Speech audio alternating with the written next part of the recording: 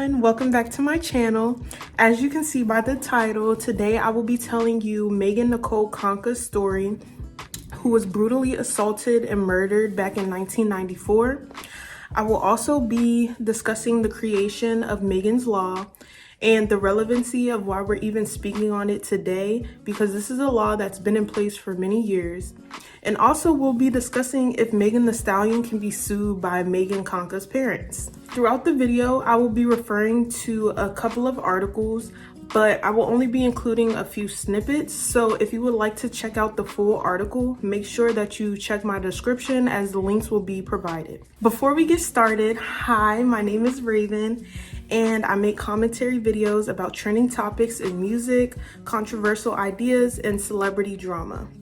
If that sounds like something you're into, make sure that you hit the subscribe button. Also, make sure you hit that notification bell so you don't miss any uploads. And also, make sure to interact with me in the comments because I definitely do read them. But yeah, without further ado, let's get into these topics.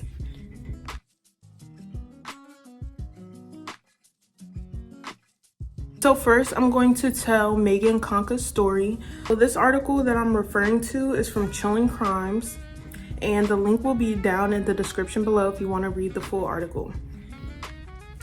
It was the 29th of July, 1994. 7-year-old Megan Conca left her house around 6:30 p.m. to play with a friend who lived on the same street as she did. Megan lived with her parents Richard and Maureen and her 12-year-old sister and 9-year-old brother. Richard and Maureen had no problem allowing Megan to play outside. They believed she was safe. They lived in a quiet suburban Hamilton Township in New Jersey, United States of America, and they knew the area well as they lived there for 15 years. When Megan left the house, Maureen lay down for a short rest.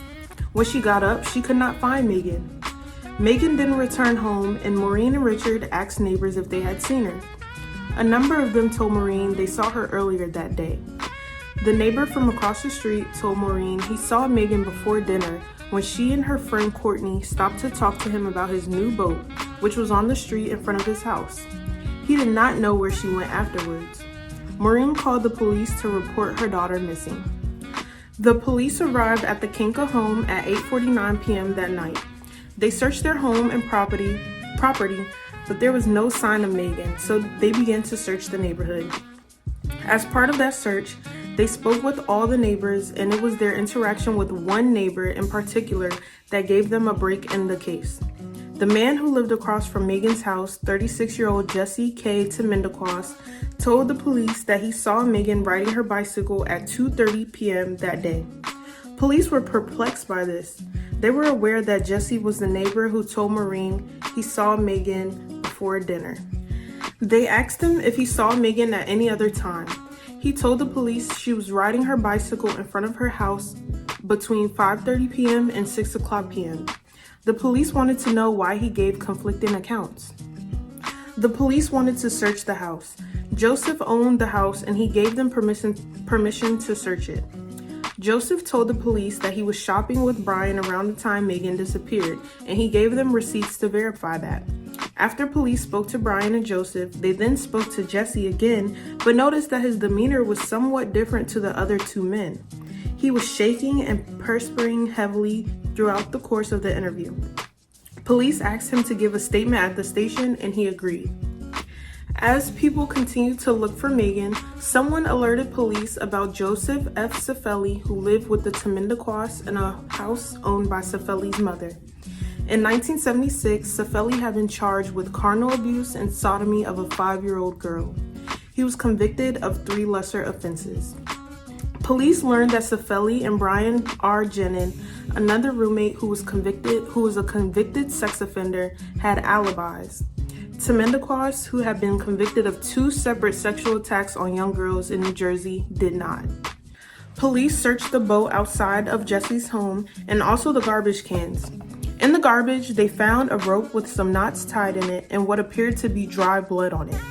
They also found the waistband of a small pair of pants.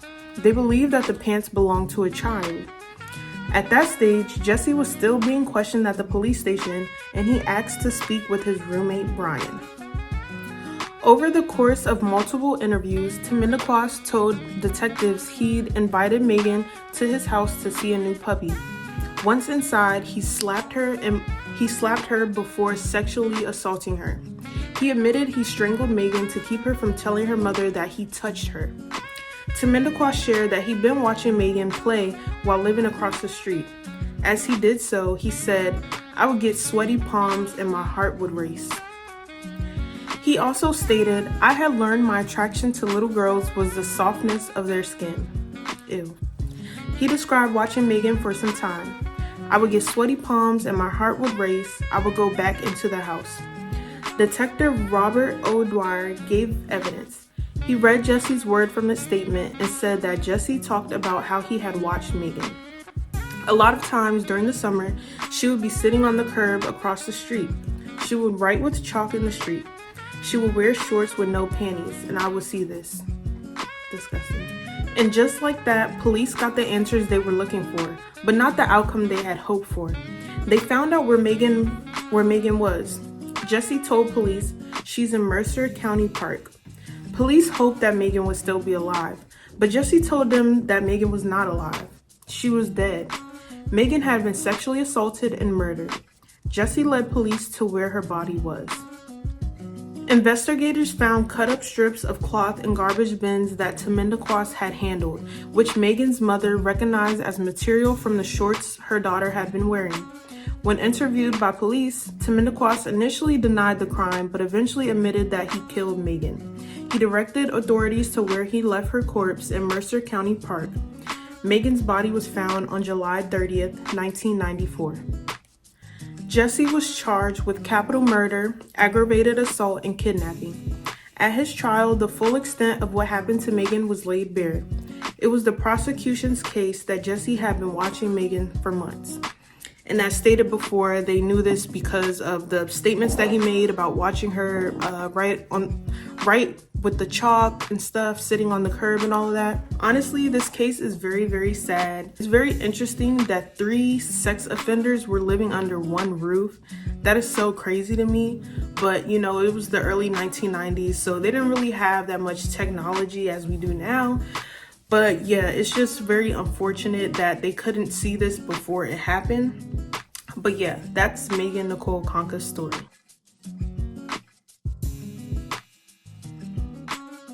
So now we're going to get into the creation of Megan's Law. Though Megan's parents, Richard and Maureen Conca, had lived in Hamilton Township for 16 years, they had no idea that convicted sex offenders lived so close. They said if they'd known, they wouldn't have let their daughter play outside without supervision. Soon after Megan's death, the Concas and others began to press for a law to mandate community notification if a sex offender moved into a neighborhood. New Jersey's version of Megan's Law was signed by the governor at the end of October 1994, just months after Megan's death. The Concas continued to advocate for other states to pass their own versions of Megan's Law. "We have said all along that no law is going to prevent every sexual assault on children," Richard Conca stated in 1995.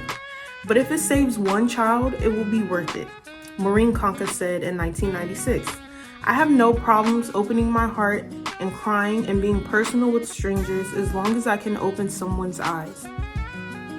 On May 17, 1996, President Bill Clinton signed a federal version of Megan's Law. Though states could set their own parameters for notification, the law required all states to have some registry available to the public so people could know when a sex offender moved nearby. On February 8, 2016, the International Megan's Law to prevent child exploitation and other sexual crimes through advanced notification of traveling sex offenders was signed into law by President Barack Obama, referred to as International Megan's Law. It orders registered sex offenders to report international travel prior to departure. A notice of conviction of sex offenses against a child is now included in an offender's passport. Megan's Law and other laws calling for sex offender registries and community notification have been challenged in court. Opponents have said the laws violate the civil liberties of sex offenders, pose challenges to rehabilitation, and consist of a second punishment for the same crime. However, Megan's Law and its successors remain in effect. So initially, Megan's Law started out as just a state law back in New Jersey, but then Bill Clinton signed a federal bill making it a federal law. And then again in 2016, Barack Obama basically signed an updated version of that where they have to basically provide notification before they even leave from wherever they're coming from, which I think is a good idea because, you know, you don't want to wait till it's too late and they're already across the street. You know, you want to know when they're on their way there, when they're about to move in, or, you know, whatever the case is.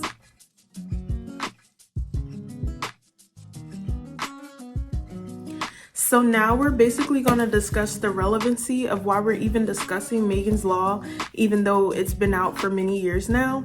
So maybe if you live under a rock, or maybe you're just not interested in hip hop or rap drama, recently, earlier in 2024, I think it was like earlier in January or like mid-January, Megan Thee Stallion released a song titled Hiss. And in this song, she mentioned Megan's Law. And this was basically her taking a shot at Nicki Minaj. And if you don't understand why, basically Nicki Minaj is married to a registered sex offender. If you didn't know that, now you know that. But yeah, so this is public knowledge, public information. And yeah, basically Megan used this in this song to take a shot at Nicki Minaj. And a lot of people were wondering, well, what is Megan's Law? How does this relate to Nicki Minaj? Now, you know, her husband is a registered sex offender, so anywhere they move, he has to register and, you know, basically let the neighborhood know that he is a registered sex offender. And honestly, this hit a nerve in Nicki Minaj. If you didn't see, she went live for a few hours. I didn't watch the whole live, but I did watch a few clips. And she did seem a bit unhinged. You could tell this definitely hit her where it hurt. I think Megan was very clever with this line because it kind of forces the listener to, you know, do some research and figure out, well, what is Megan's Law and why is Nicki Minaj so upset? Which I think was a very, like, you know, good move on her part, especially in the rap community. Where, you know, the bars is supposed to hit, especially in a diss track. If you're dissing someone, them bars better hit. And as you can see, they definitely hit Nicki. So for many years, Nicki Minaj has been crowned the queen of rap. As I have been recording this video, I have learned that Megan Thee Stallion's song Hiss has reached #1 on Billboard charts, which is very interesting because her, Nicki Minaj, and Lauryn Hill are the only female artists who hold the title of having like a #1 solo, like single basically on Billboard's charts as #1. So it's interesting to see that Nicki Minaj and Megan Thee Stallion are now basically in direct competition because, you know, for so long it was only Nicki Minaj and Lauryn Hill holding this title. But now with this new song Hiss and all the controversy and chatter and drama that's come from it, it has now raised her song to #1 and she's now in the same category as Nicki Minaj. So this is very interesting because when Nicki Minaj was going on her rant, she was saying how, oh, Megan Thee Stallion can't rap and all this other stuff. So now it's interesting to see that she's literally in direct competition with her, just literally based off of the charts and based off of the numbers.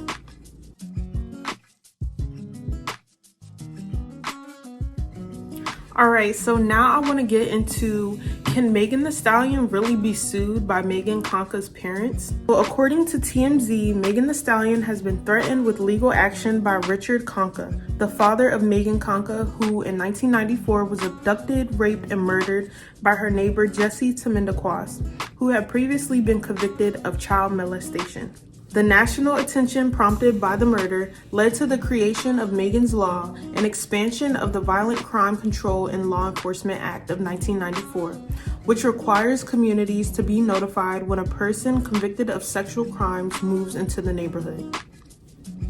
Conka's threat was prompted by a line referencing Megan's Law from Megan Thee Stallion's new single, Hiss. In it, the rapper denigrates a rival, thought by fans to be Nicki Minaj with the taunt. This is the exact line that Megan says in her song. "These hoes don't be mad at Megan, these hoes mad at Megan's Law." Fans have speculated that the jab was aimed at Minaj, with whom the stallion appears to have fallen out, as Minaj's husband, Kenneth Petty, who was sentenced to a year of house arrest in 2022 for failing to register as a sex offender when the couple first moved to California. The couple is also embroiled in a lawsuit with Jennifer Hoff. I'm not sure how to say that. I'm not calling her a hoe, I'm so sorry. As Hoff complains that they have been harassing her to recant her 1995 testimony so as to have Petty's original conviction overturned and his name removed from the federal sex offenders registry. While Kinka has not actually filed a lawsuit and would have pretty dubious legal grounds for doing so in the first place, it's clear he disapproves of the lyrical reference to the law named after his daughter. While he hadn't heard the song as of TMZ's writing, he was disappointed that the lyrics were explicit and that the law was mentioned specifically to take down a rival instead of shedding light on the tragedy. Honestly, this was the main reason why I wanted to make this video, because I heard so much talk about Megan's Law, what it means, but I don't feel like anyone was actually telling her story or actually telling what actually happened to her or how the law even got into place or how it was created. So hopefully this video was able to shed light on that. Even though I'm not like a lawyer or anything, I have no like criminal justice background or anything like that, I don't think that Megan Thee Stallion can be sued, mainly because of freedom of speech, but also because, you know, it's a law. Like, you know, I feel like that's similar to someone saying, you know, Amber Alert in a song or something, trying to diss someone, and then the parents of whoever Amber was is like, oh, I want to sue you because you're talking about Amber Alert. I don't feel like that's a thing that can actually happen. So I don't think Megan Thee Stallion will be sued. But this is a very interesting, you know, like story. I don't think Megan Thee Stallion can be sued for using Megan's Law in her lyrics. But, you know, who knows? You never know what could happen.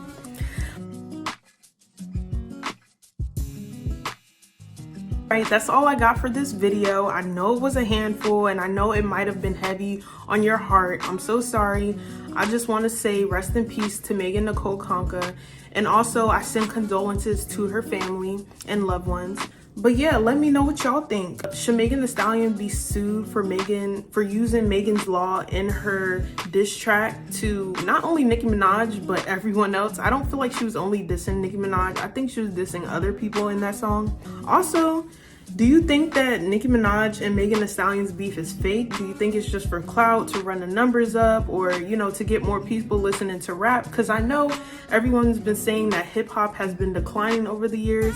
So do you think this is a strategic move to get everyone to start listening to rap and, you know, start listening to different songs and different albums? Whose diss track do you think is harder? Because Nicki Minaj also dropped a diss track towards Megan Thee Stallion titled Bigfoot.